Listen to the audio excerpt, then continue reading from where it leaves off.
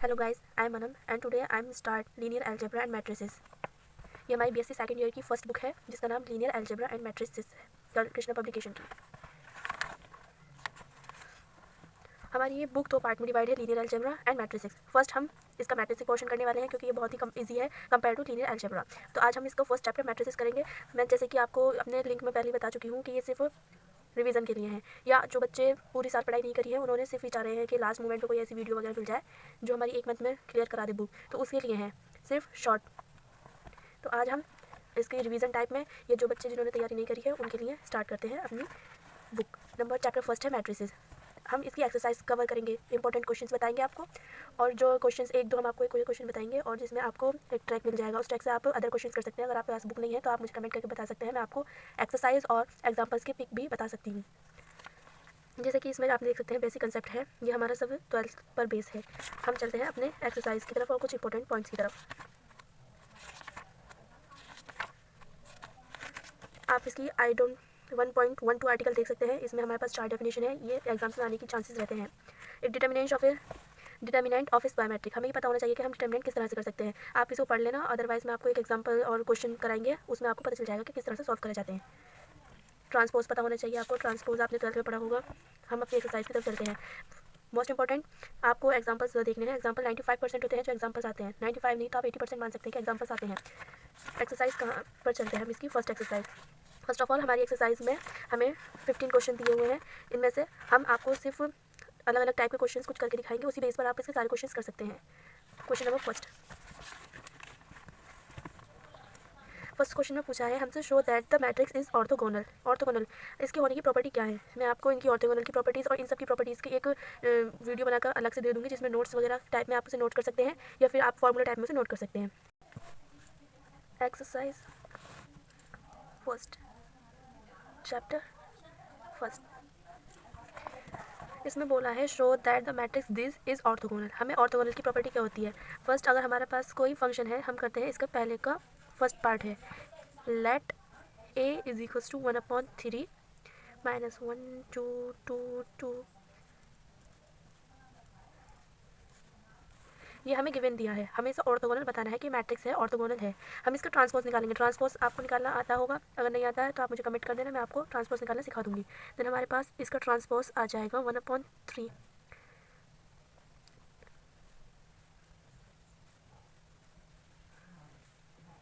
अब हम सपोज करते हैं इफ़ अगर ए हमारा ऑर्थोगोनल है,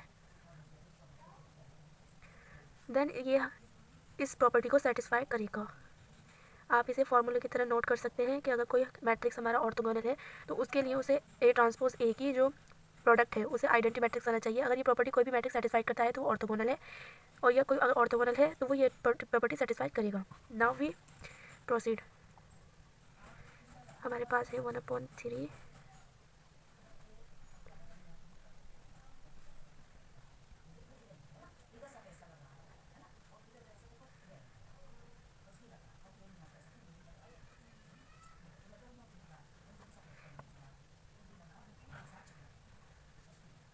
अब इसमें मल्टीप्लाई करेंगे। आई होप आपको मल्टीप्लाई आता होगा, अगर मल्टीप्लाई नहीं आता तो आप मुझे बता सकते हैं, मैं अदर वीडियो मल्टीप्लाई पे सिर्फ एक टॉपिक बना सकती हूँ। हमने इसकी मल्टीप्लाई करते हैं।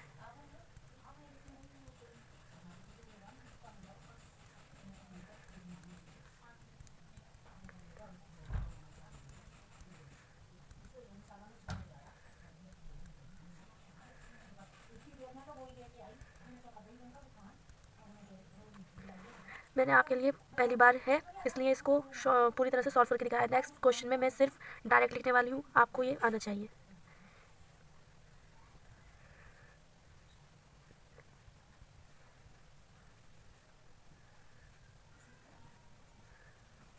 हमने यहाँ से 9 बाहर ले सकते हैं कॉमन, देन 1 0 0 0 1 0।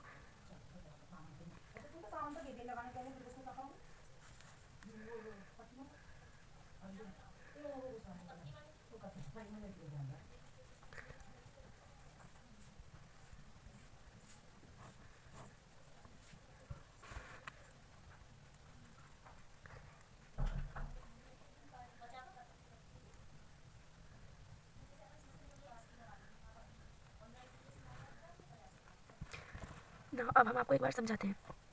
हमें कोई मैट्रिक्स दिया है ए, उसे हमें प्रूव करना है कि वो ऑर्थोगोनल है। मैट्रिक्स ए दिया है, हमें ये पता होना चाहिए कि ऑर्थोगोनल होने के लिए क्या प्रॉपर्टी सेटिस्फाई करता है। ऑर्थोगोनल होने के लिए हमारे पास ए ट्रांसपोज ए की जो प्रोडक्ट है वो आइडेंटिटी मैट्रिक्स आना चाहिए। नाउ हम ए डैश ए निकालते हैं, that is product of A dash A. हमने जो ए डैश और ए है इनकी दोनों को प्रोडक्ट निकाला है, जहाँ से 9 कॉमन लेकर 9 कैंसिल हो गया। जो हमारे पास एक ही आइडेंटिटी मैट्रिक्स होता है, ये इसको आइडेंटिटी मैट्रिक्स से शो करते हैं, इसे आई लिख देते हैं। देन हमारे पास ये प्रॉपर्टी सेटिस्फाइड हो गई। देन हम कह सकते हैं कि ए जो है वो हमारे पास ऑर्थोगोनल मैट्रिक्स है। सिमिलरली हमारे पास दूसरा क्वेश्चन पूछा गया है कि verify that matrix is orthogonal. इसको भी हम सेम प्रोसेस यही लेंगे। हमें ए दिया है, हम इसका एक ट्रांसपोज निकालेंगे, ट्रांसपोज निकालने के बाद हम इसका प्रोडक्ट करेंगे।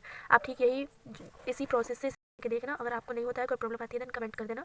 और अगर आपके पास बुक नहीं है या एग्जाम्पल कोई प्रॉब्लम है तो आप मुझे बता सकते हैं। नेक्स्ट हम अब जाने वाले हैं कि show that the matrix is unitary. हमारे पास इसमें भी दो हैं, किसी एक को हम कर देते हैं और सेकंड आप करके देख लेना, ठीक है। नेक्स्ट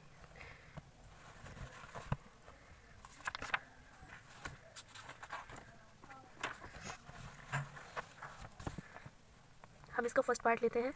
हमें दिया है a is equals to 1/√2 1 minus I minus 1। ये हमें दिखाना है कि हमारे पास यूनिटरी है।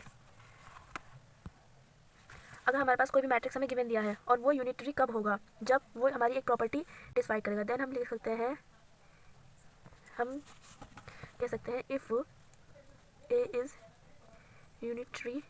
अगर हमारा यू कोई यूनिटरी है देन तब वो हमारा ए थीटा ए इज आई ये प्रॉपर्टी सेटिस्फाई करेगा।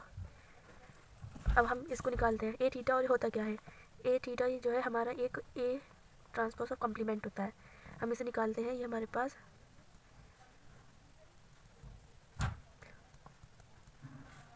ना ए हमें दिया है, हम निकालेंगे A theta and A, that is 1/√2 1 minus I and I minus 1 1/√2। हम इनकी मल्टीप्लाई करेंगे,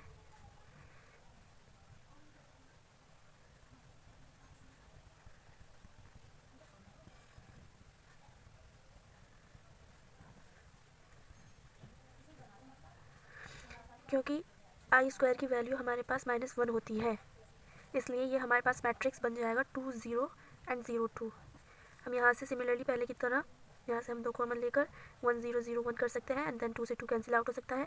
हमें पता है ये हमारे पास आइडेंटिटी मैट्रिक्स होती है ऑफ ऑर्डर 2 की, यानी हमारे पास आई आ गया। हैंस हमारे पास यूनिटरी की कंडीशन सेटिस्फाई हो गया, इसलिए हम यहाँ पर कह सकते हैं hence A is unitary hence proof. Similarly हम इसका सेकंड पार्ट भी ऐसे ही कर सकते हैं। देन थर्ड पार्ट में हमसे पूछा है, इसने हमें एक मैट्रिक्स दिया है, ए और ए प्लस निकालना है और ए डैश ए माइनस निकालना है और एक्सप्रेस करना है इनके सम को स्क्यू और स्क्यू सिमेट्रिक में, और इसका सेकंड पार्ट भी सेम ऐसा ही है। देन हम इसका सेकंड पार्ट करते हैं ताकि फर्स्ट पार्ट आपका इजीली हो जाए। ये कह रहा है write the following matrix as the sum of symmetric and skew symmetric matrix, यानी कि जो हमारे पास ये मैट्रिक्स है हमें इसे स्क्यू सिमेट्रिक और सिमेट्रिक मैट्रिक्स के सम में लिखना है। सिमेट्रिक और स्क्यू सिमेट्रिक्स तो आपको पता होगा। स्क्यू सिमेट्रिक्स वो होते हैं कि ए ट्रांसपोज ए, लेकिन सिमेट्रिक वो होते हैं अगर हम किसी का ट्रांसपोज करते हैं तो वो अगर हमारा ए ही आता है, ये हमारे सिमेट्रिक की प्रॉपर्टी होती है। एंड देन स्क्यू सिमेट्रिक की प्रॉपर्टी होती है कि अगर हम किसी ए का ट्रांसपोज करते हैं देन माइनस ए आता है, ये हमारे पास स्क्यू सिमेट्रिक की प्रॉपर्टी हो गई। अब इसकी हेल्प से हमें इस जो प्रॉब्लम दी थी इसको सेटिस्फाई करना है कि इस मैट्रिक्स को हम स्क्यू सिमेट्रिक और सिमेट्रिक मैट्रिक्स के सम में लिख सकते हैं। देन हम लिखते हैं हमें क्या दिया है, सॉल्व कर लिया है। अगर कोई प्रॉब्लम हो तो कमेंट में सेकंड पार्ट हमें दिया है, एक मैट्रिक्स दिया है, किस तरह का है 1 4 7 2 5 0 3।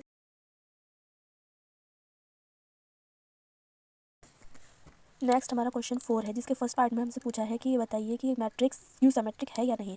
हम आपको बता दें स्क्यू सिमेट्रिक की प्रॉपर्टी अभी हम आपको बता दिया है कि अगर किसी भी मैट्रिक्स का अगर हम ट्रांसपोज निकालें, अगर वो हमारा नेगेटिव साइन के साथ आता है वही मैट्रिक्स, तो वो हमारा स्क्यू सिमेट्रिक होता है। दैट इज़ अगर हम इसका ट्रांसपोज निकालें तो पहली रो को हम पहले कॉलम में, सेकंड रो को सेकंड कॉलम में एंड देन थर्ड रो को थर्ड रो में कन्वर्ट कर देंगे। अगर वो मैट्रिक्स हमारी सेम यही मैट्रिक्स आती है विद अपोजिट साइन, देन हमारे पास मैट्रिक्स स्क्यू मैट्रिक्स हो जाएगी, वहाँ से हम साइन को बाहर ले लेंगे। सिमिलरली इसमें हमसे पूछा है कि show that the matrix is symmetric है। अगर हम इसका ट्रांसपोज निकालें मैट्रिक्स का, अगर वो मैट्रिक्स हमारे पास सेम यही मैट्रिक्स आती है, देन हमारे आज के लिए इतना ही। क्वेश्चन नंबर 4 तक आप जितने भी क्वेश्चन है उन्हें कंप्लीट करें। जो मैंने क्वेश्चन आपको बताए हैं, जैसे 4 क्वेश्चन मैंने सिर्फ आपको बताया है और जो 3 क्वेश्चन है और 2 1 है, इनके मैंने आपको एक पार्ट बताया है। आप इनको कंप्लीट करिए, 4 क्वेश्चन कंप्लीट करिए। अगर आपकी एक्सरसाइज में से कोई क्वेश्चन समझ में आ जाता है तो वो कर लीजिए, अगर प्रॉपर्टी चेंज है। अदरवाइज़ मैं आपको कल इनमें से कुछ क्वेश्चंस बता दूंगी, उसके बेस पर आप बाकी क्वेश्चंस कर सकते हैं. Don't forget to subscribe my channel.